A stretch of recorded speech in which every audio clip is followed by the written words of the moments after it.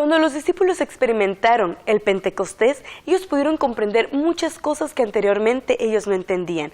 Uno de ellos fue la transformación a través del reavivamiento y la reforma. Fueron movidos por el Espíritu Santo para cambiar aquellas conductas que no lograban ayudar al Espíritu Santo para llevar el mensaje a las demás personas. Cuando hablamos sobre el reavivamiento, es aquella experiencia con Dios, aquello que te mueve directamente a estar con Él, es algo profundo, algo verdadero. Y en cuanto a la reforma, es dejar todo aquello que nos aleja de la verdadera conexión con Dios. Gracias por acompañarnos aquí en Escuela Sabática Universitaria. Bienvenidos.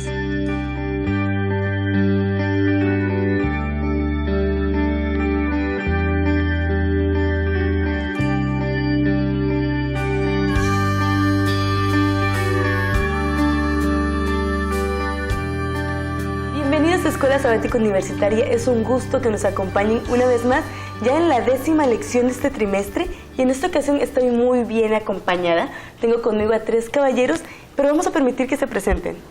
Mi nombre es Jorge Hernández Ricardes, soy de Veracruz, tengo 24 años, estudio mi último año de licenciatura en Teología.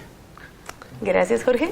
Mi nombre es Jordán Sánchez, vengo de Tlaxcala, igual estudio Teología y voy en segundo grado. Muy bien, bienvenido, Jordán. Mi nombre es Abraham Osvaldo Díaz Beltrán, tengo 21 años, estudio idiomas y soy de aquí de Monterrey. Bueno, pues bienvenidos, es un gusto, realmente muchas gracias por haber aceptado la invitación. Y vamos a estar hablando sobre lo que es el reavivamiento y la reforma. Esta lección está maravillosa. Y la semana, el tema central de esta semana, igual, o sea, el tema es muy impactante para nuestras vidas como cristianos. Pero antes de empezar con las pláticas y empezar con las preguntas, Osvaldo, ¿nos puedes dirigir en oración, por favor? Claro que sí. Padre, en este momento te queremos pedir que nos bendigas. Ahora que vamos a abrir tu palabra, que bendigas a cada uno de tus hijos y a nosotros que vamos a abrir tu palabra. Te pido que nos bendigas y que nos sea de beneficio para nosotros. En tu dulce nombre, amén. Amén. Gracias, Osvaldo. ¿Qué les parece si una vez iniciando con todo este tema nos contextualizamos y vamos a Santiago? Vamos a Santiago 4, 6 y 7. Jorge, ¿lo puedes leer, por favor? Claro que sí.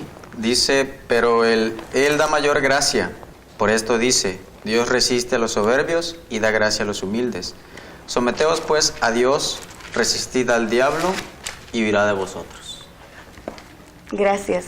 ¿Cómo nos sometemos a Dios y cómo resistimos al diablo? ¿De qué manera? Yo creo que es algo muy importante que nosotros debemos de considerar en estos versículos, porque lo que Dios quiere es que nosotros tengamos una vida consagrada a Él. Y de esta manera, cuando vengan las pruebas a nuestras vidas, nosotros vamos a estar fortalecidos para poder hacer frente a las pruebas que el enemigo nos ponga. Ok, ¿y por acá? Bueno, pues yo considero que pues realmente Dios también, así como dice el versículo, Dios te da un deseo de hacer lo que Él quiere. Y bueno, siento que Dios siempre estará para apoyarte, para darte todo lo que tú necesitas y en el momento que tú lo requieras. Okay. Y eso es lo que te da la confianza. Y también pues es algo que Dios te pone en tu corazón para hacerlo. Ok, gracias. Osvaldo. Pues como menciona el texto, pues sabemos que Satanás es muy astuto en muchas cosas de nuestras vidas. Sabe cada una de nuestras debilidades y todo. Y por eso nosotros como humanos, como cristianos, tenemos que estar firmes espiritualmente, constantemente en oración y conectados con Dios, porque Satanás es fuerte, pero pues nosotros somos más fuertes en Cristo. Bien, gracias, porque, bueno, yo lo veo de esta manera. Se nos hace complicados porque realmente se nos es más fácil separarnos de Dios. Se nos es mucho más fácil desconfiar muchas veces. Entonces podríamos comparar nuestra situación, nosotros actualmente como jóvenes. ¿Cómo podemos resistir al diablo? ¿Cómo podemos someternos realmente a Dios? Porque vemos en la Biblia personajes que tuvieron un contacto directo con Dios. ¿Sí? Tenemos los conocidos, los hijos del trueno, los Boanerges, estaban de la mano prácticamente con Jesús, caminaban con Jesús, comían con Jesús, predicaban con Jesús, y a pesar de todo no eran el tipo de personas con un carácter que tú dijeras, voy a imitarlo. ¿Y cómo pasó? ¿Qué pasó con ellos? Yo tengo algunas citas por acá, se encuentran en Mateo y en Lucas, donde nos hablan cómo ellos actuaban.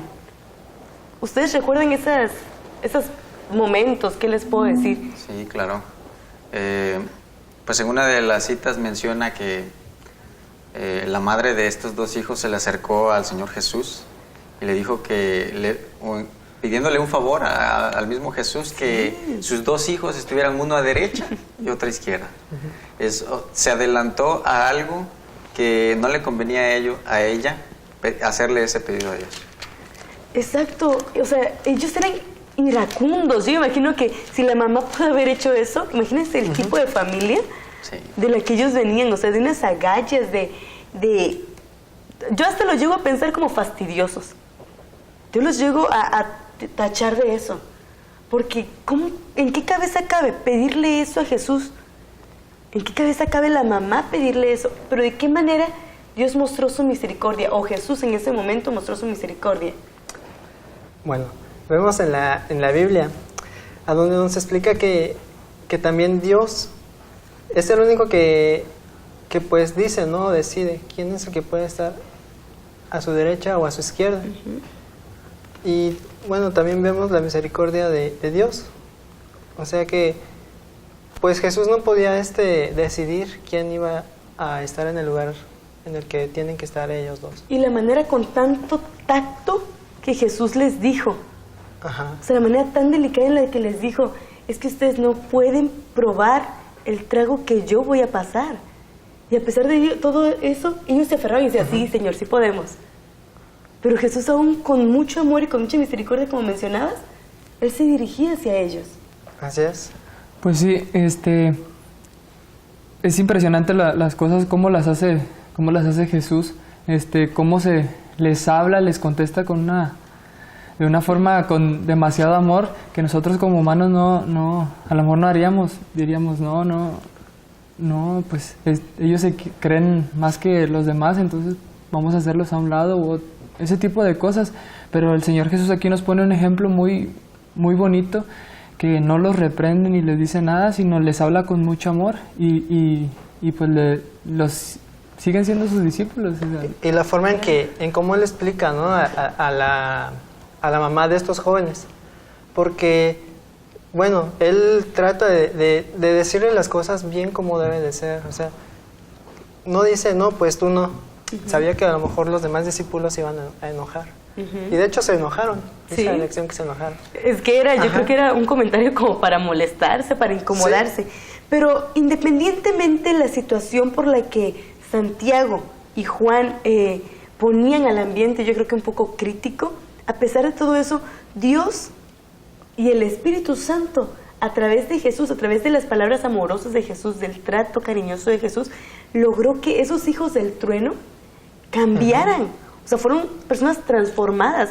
Y imagínense un Juan rebelde, un Juan avaro, un Juan que quiere todo para él, qué sé yo.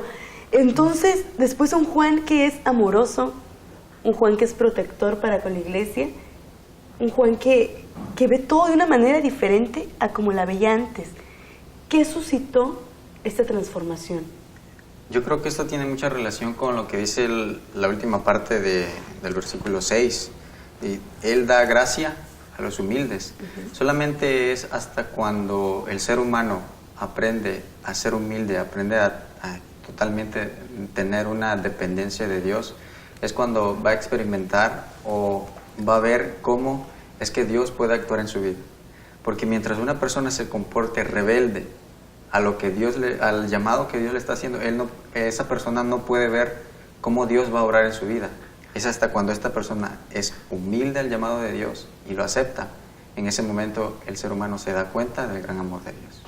Exacto, pero debe haber una conexión, claro, una relación directa con Dios. Así es. Sí, prácticamente, bueno, yo lo entendía en la lección como que esto entrega hacia Dios, ¿no? Si tú conoces de Dios, sabes que Dios te puede ayudar, que Dios está contigo, que no te deja en ningún momento, pero es tu decisión la que te lleva a ser un discípulo de Dios o no hacer lo que Dios quiere. Entonces, prácticamente ahí es donde tú sabes lo que haces, ¿no? O te vas hacia lo malo o hacia lo bueno. Exacto.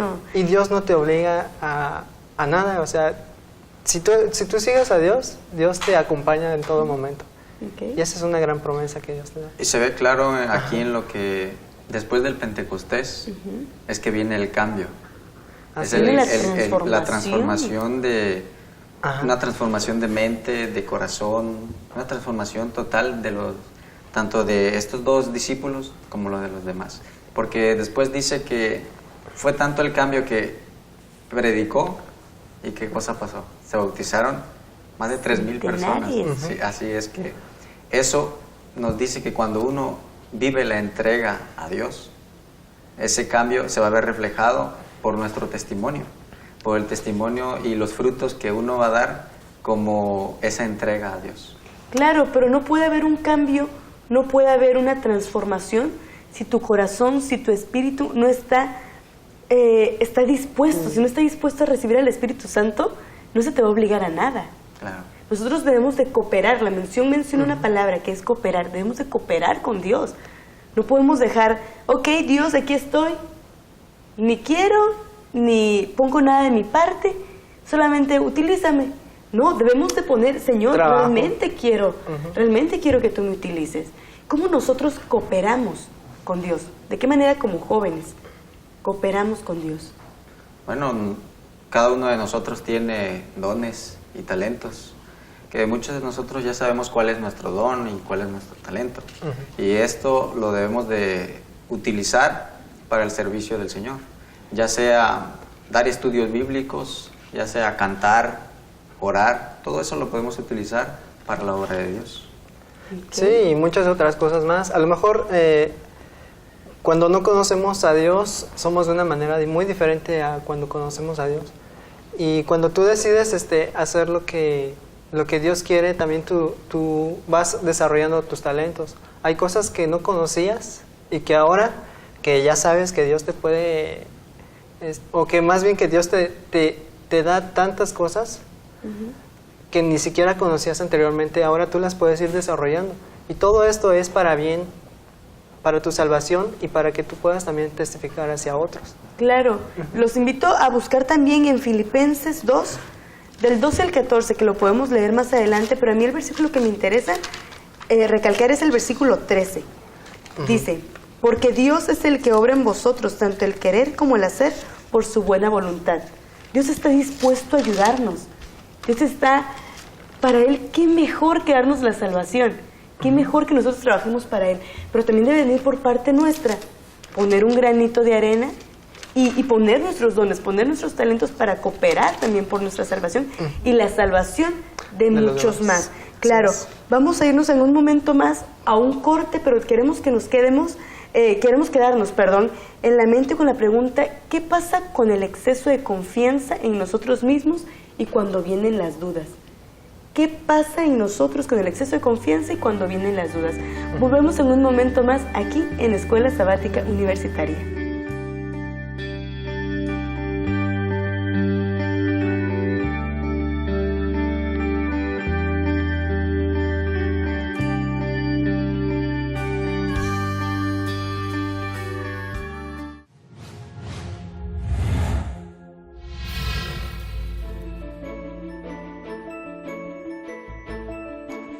En nuestra universidad creamos oportunidades para que asumas la responsabilidad de documentar e interpretar tu propio aprendizaje. Oportunidades que te llevarán al análisis, la reflexión continua y la autoevaluación de tu proyecto educativo. Siempre serás orientado y un maestro te guiará en todo momento.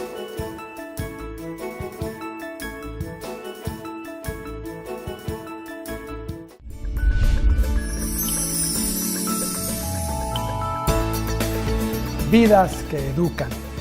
La vida es muy breve.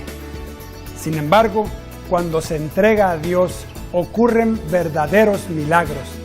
y quiero que me acompañe a escucharlos y a verlos. Vidas que educan. Serán muy bienvenidos a nuestro programa.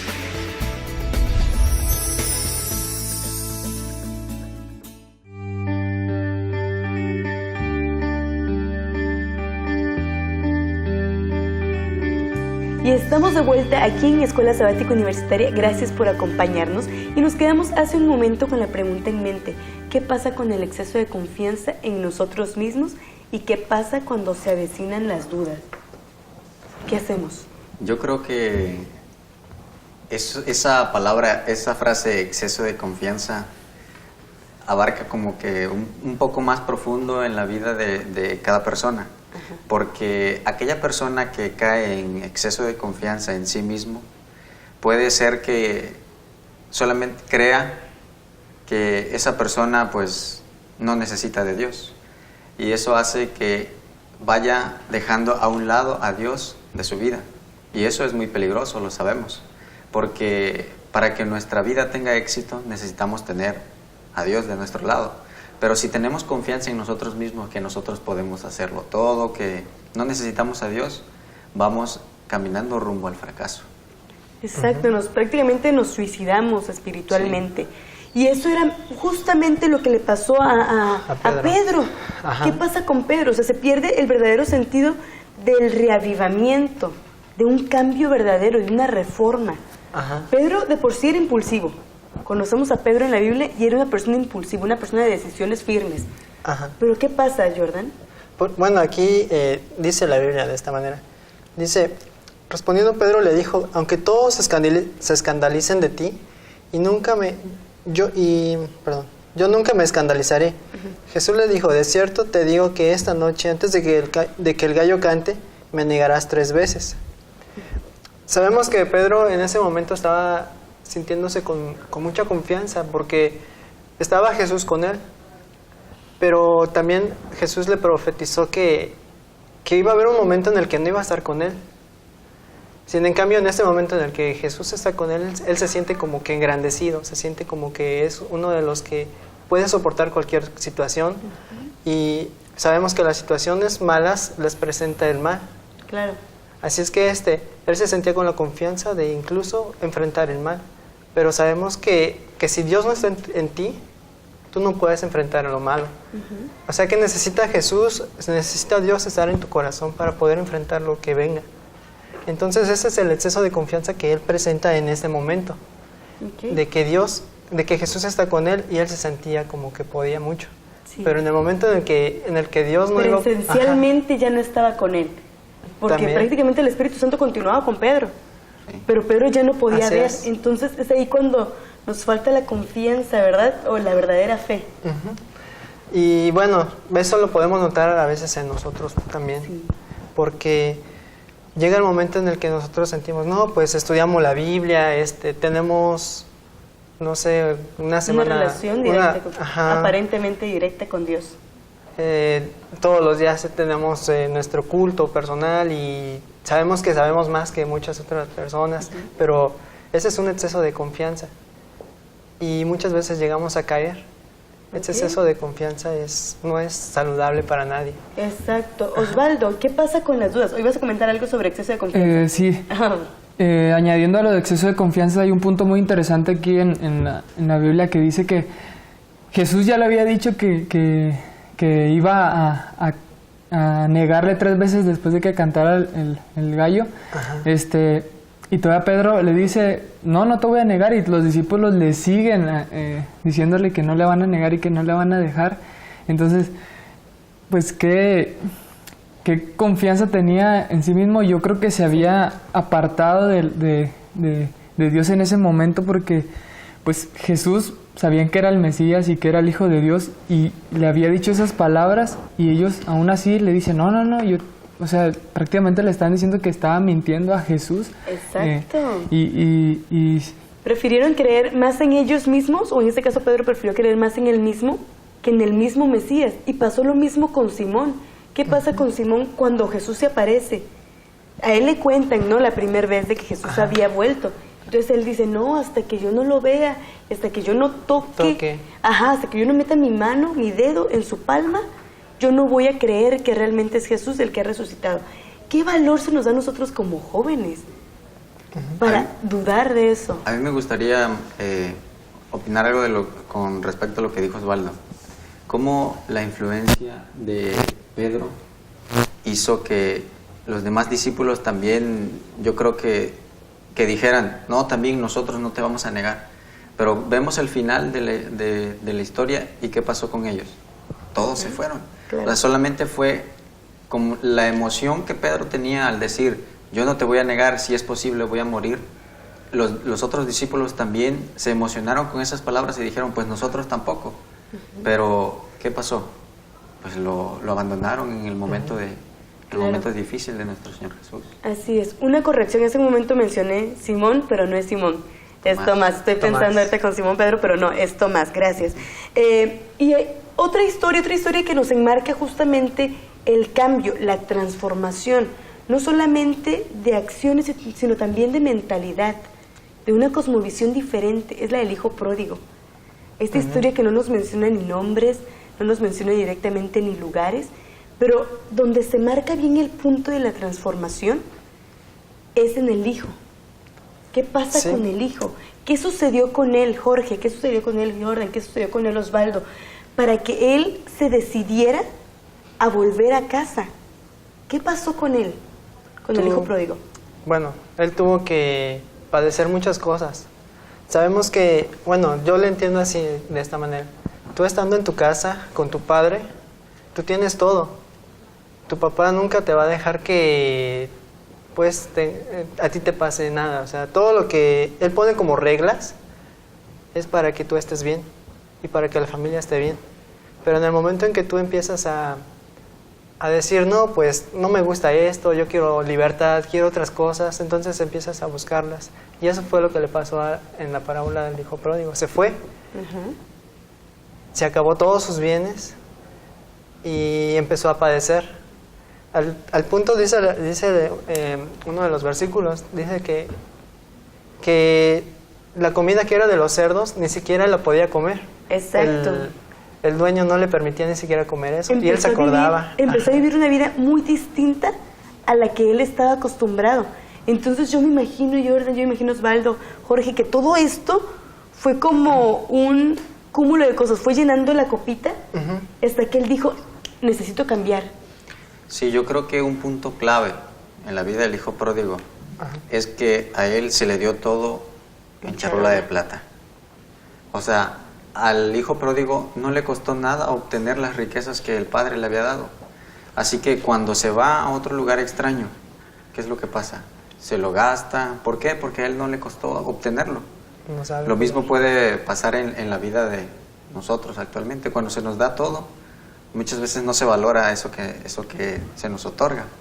Y ahí vemos más adelante la vida, en qué acaba la vida del hijo pródigo. Y es hasta cuando él se da cuenta, en la situación en donde está, que ya no tiene nada, ya no tiene ninguno de esos amigos que se decían ser cuando tenía dinero. Ya él se encuentra solo. Es en ese momento que él recapacita. Cuando él recapacita y se hace una pregunta: ¿cómo yo, teniendo un padre que allá a sus siervos no los trata como siervos, y yo aquí perezco de hambre? Es cuando hasta ese momento vuelve en sí el hijo pródigo. Y es lo que Dios quiere que nosotros tengamos. Dios quiere que nosotros tengamos en mente que, así como lo dice Juan, hijitos míos, estas cosas os escribo para que no pequéis. Pero si en algún momento el ser humano peca, abogado tenemos para con el Padre, a Jesucristo el justo. Y esa es una esperanza que nosotros debemos de tener en nuestra vida. Que aunque fallemos, Dios es un Dios de misericordia, un Dios de amor, que está dispuesto a perdonarnos y a darnos una segunda oportunidad. Claro, es un Dios que tiene para nosotros un reavivamiento. Dios quiere un reavivamiento para nosotros, quiere que nosotros nos reformemos, que cambiamos nuestra idea tal vez absurda de vida, que quiere que modifiquemos eso y creamos completamente en Él.